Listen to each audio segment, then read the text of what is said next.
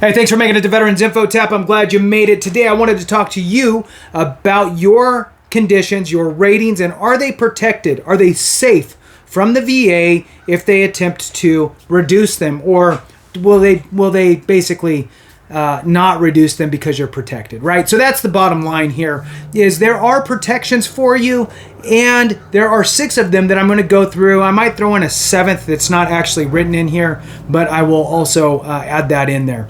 Now, this is really important information because your ratings, all added up, help get you to that next rating level. It would be nice to know if your current ratings are protected as you maybe put in for other conditions, be it other service-connected conditions, or maybe it's a secondary condition, or maybe even going in for an increase. Do you have some sort of protections already in place?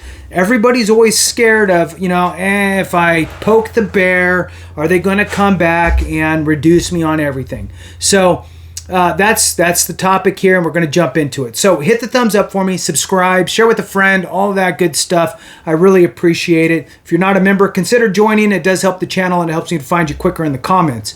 Now, the 2 asks, and I've been asking this for a while now, 2 things. 1, hit that thumbs up. Really, it takes a second. It doesn't cost a nickel.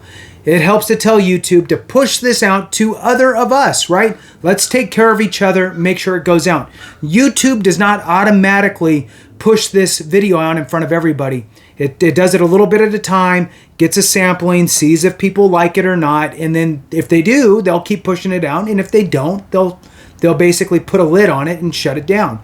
So the 2 ways that you can help this get out is 1, hit the thumbs up, and 2, let the video play. Let it play, because that tells YouTube that it is good information. So again, I'm going to go through the CFR, the Code of Federal Regulations, regarding this specific issue, and it really comes down to reexaminations, right? So will the VA reduce you? Has to do with, are they going to reexamine you? Are they going to reexamine you for your condition and see if it got any better? And if it did, then they'll reduce you, right? So that is the section that we are in, and it is 3.327 Reexaminations, and it's fairly short here, and then it'll jump into the basically the protections, right? The 6 different protections there in this specific section. So, jumping into it again under 3.327. Reexaminations. That's the title of this section. Paragraph A is considered, or just says general, and then we move into it. Reexaminations, including periods of hospitalization observation, will be requested whenever VA determines there is a need to verify either the continued existence or the current severity of a disability. Generally, reexaminations will be required if it is likely that a disability has improved, or if evidence indicates there has been a material change in a disability, or that the current rating may be incorrect. Individuals for whom reexaminations have been authorized and scheduled are required to report for such reexaminations. This is very important. If the VA ever reaches out to you and says, hey, we would like to have you come in for a reexamination on X, no matter what you think and no matter what sort of protections are in place, if they set it up, you must report to it, is what this is saying, okay? So again, it says individuals, you, for whom reexaminations have been authorized and scheduled are required to report for such reexaminations. Moves on. Paragraphs B and C of this section provide general guidelines for requesting reexaminations, but shall not be construed as limiting VA's authority to request reexaminations or periods of hospital observation at any time in order to ensure that the disability is accurately rated. So basically, even with the protections, there is they always have that ability to do it. It's just, they're just leaving a little door open. But and I never really see it used if you meet these things. So, and not to say it doesn't happen, right? It could. But let's move on. So compensation cases, this is paragraph B, compensation cases. So that's the majority of us, right? You have disability compensation. Scheduling reexaminations, assignment of a pre-establishation rating requires reexamination within the second 6 months period following separation from service, following the initial Department of Veterans Affairs examination, or any scheduled future or other reexamination, if in order, will be scheduled within not less than 2 years, nor more than 5 years within the judgment of the rating board, unless another time period is elsewhere specified. Typically, if you have a condition that your doctor is not saying, okay, let me start this off like this. For the most part, veterans don't do a very good job documenting the necessary information in order for the VA to not only rule in their favor, give the right rating, and make that condition a protected condition rating, your rating to be protected. So we usually just provide enough documentation to get the service connection. So you're missing out maybe on getting the correct rating, and you're also missing out on getting some sort of protection with that rating once they do give it to you. Now, because of that, what will happen will be is if you did not prove to the VA that your condition is not likely to get better, if you did not prove that to them, then if the VA, deemed that your condition is a condition that is likely to get better over time with certain treatments or whatever, then the VA will schedule what they call a reexamination, and typically that's between 2 to 5 years after you get your rating. So my thing here, and this isn't part of this, but it popped in my mind, is look, avoid that. Avoid that if you can. So here would be the example. You got service connected for migraines, okay? Your or GERD, right? I love these two examples. I always use migraines and GERD. Anyway, so you have one of those types of conditions, right? But you just provided enough information to show you were diagnosed and you got your service connection. But during that process of getting your diagnosis and getting all of that, you could have, in addition, if you had to get a nexus letter, you had to get a nexus letter, whatever, right? So that was part of getting service connected. So you already crossed that hurdle of getting it service connected. That's great. But if you had to get a nexus letter or you did not need a nexus letter, either way, you would want to either A, have your doctor add in the nexus letter, or write a letter. If you didn't have a nexus letter, write a letter for you expressing that your condition is considered static and that it is not likely to get better and most likely will get worse over time. How does that happen? Well, if you were having that conversation with your doctor, for most cases, you're going to say, look, we'll use me for example. Look, I've been having GERD since the mid-90s when I was in the Marine Corps. I've been having migraines since the mid-90s in the Marine Corps. They have not, trust me, I'm the patient. I know they have not gotten any better anytime.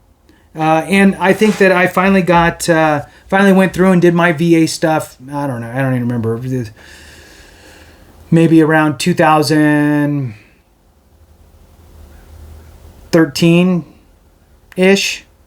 Okay. So I was already out for a good 15 years or something, or 10 years, something. I was out for a while, whatever. Don't make me do math. So I was already out for a while when I actually went through and got this stuff done. So the bottom line is that, look, I already know. I have a 10-year plus history, 15-year history of having these conditions. I already know that they're not getting better. So have that conversation with your doctor and make sure that they annotate it for you so that way the VA can then give you a protection as static.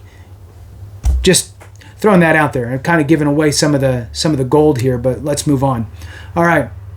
So number 2 section here is no. Oh, let's see. Yeah, no periodic. This is where we get into the protections. No periodic future examination will be requested. No periodic future examinations will be requested. In service-connected cases, no periodic re-examination will be scheduled when the disability is established as static. So that's what I was talking about. Static. Not going to get better. It's a static condition. Okay. So you might as well give the VA the information that they're looking for. They're looking to see if your condition's considered static. Give it to them. Have your doctor write a letter. If it is. If it's not, then it's not. But a lot of these conditions that we've had, we've carried them for a long time. Have your doctor write a letter. Hey, yeah, it's static. It's not going to get any better. It's getting worse. All right. So now here we go. When the disability is considered static, that's the first way that you're going to have a protection. Static. There will be no future examinations. Number 2, when the findings and symptoms are shown by examinations scheduled in paragraph B2I of this section or other examinations and hospital reports to have persisted without material improvement for a period of 5 years or more. So again, if you're proving that you've had the condition for 5 years or more and that it has not gotten any better, then that's a protection. Okay? That's a 5-year type of look back. Now, here's where the problem happens is, let's say that you never got diagnosed for it and you're using lay evidence, I had migraines when I was in service, but I never documented it. I just got Motrin from the medic or the corpsman. You had buddy statements from a spouse and people you served with, and you had your doctor write the nexus letter. Great. You got the diagnosis, you submit all that. Well, the medical evidence is only your diagnosis, which you got 6 months ago. So they don't have 5 years of time. So they're going to schedule you for a re-examination to see how things are going. However, if you have your doctor write down that your condition is static because you, the patient, have had this thing for 15, 20 years, maybe then the VA is going to read that and go, well, the doctor's saying it's static. And they'll place you in a static bucket for your condition. Okay, moving on. Number 3, where the disability from disease is permanent in character and of such nature that there is no likelihood of improvement. So you have some sort of condition that is not going to go away. It's just you have that. That is your disease that's going to stick with you for the rest of life, right? You will have a protection there. In cases where veterans are over 55 years of age, except under unusual circumstances. So 55 years of age, because look, let's be frank, the older we get, the less likely we're going to get better from our conditions, right? Things typically don't get better as we age, they get worse. So now let's imagine a couple things right here on this number 4. Let's say that you're 55 years or older. Let's say that your condition is medically shown as static. Let's say that you've had your condition medically documented for more than 5 years, showing that it has never gotten any better, and your condition is some sort of a disease that's permanent in nature. Would you consider that to be a pretty safe condition that you're not going to lose? Yeah, you're not going to lose that rating, I would venture to say. So moving on, because the VA is not going to schedule you a future exam. Moving on, number 5 here is when the rating is prescribed the scheduled minimum rating. So when you look at the schedule of rating for the VA, sometimes there'll be a multitude of different ratings that could be assigned for your condition, right? Could be a 10%, a 30%, a 60%. That might be the ratings that are available for that specific condition. If you're rated 10%, you are the minimum rating. They're not going to schedule a future exam for you because you're already at the minimum. you are service connected. They're never going to take away your service connection. So your rating's already at the lowest, so a future exam from the VA standpoint is meaningless. The only time they would re-examine you is if you request for an increase for that condition. Then you will most likely have a C&P exam for that to try to determine if you're at that higher rating. All right, so moving on. Number 6, where a combined disability evaluation would not be affected if the future examination should result in a reduced evaluation for one or more conditions. So let's read that again because it does sound confusing. Where a combined disability evaluation would not be affected. So your combined rating is X, okay? So where a combined disability evaluation would not be affected if the future examination should result in a reduced evaluation for one or more conditions. So what they're saying here is you are rated, we'll say static, on 5 conditions, and you have one other condition, and it's for, we'll say, I don't know, some 10% rating for something, but it's not considered static. However, even if that rating could be reduced to a 0, even if they reduce it to a 0, it doesn't change your overall rating. So you don't even really need that rating. It could just be in the garbage. They won't, or they should not evaluate you or have a re-examination because it doesn't change the outcome for you. The VA is still going to pay the same amount of money out every month to you. So it's not going to change your combined disability evaluation, even if they reduce that condition. So important to know. So that's number 6. Number 7, which isn't on here, would be the 20-year rule. After 20 years, the VA just kind of cuts it all the way and says unless it's fraud on your part.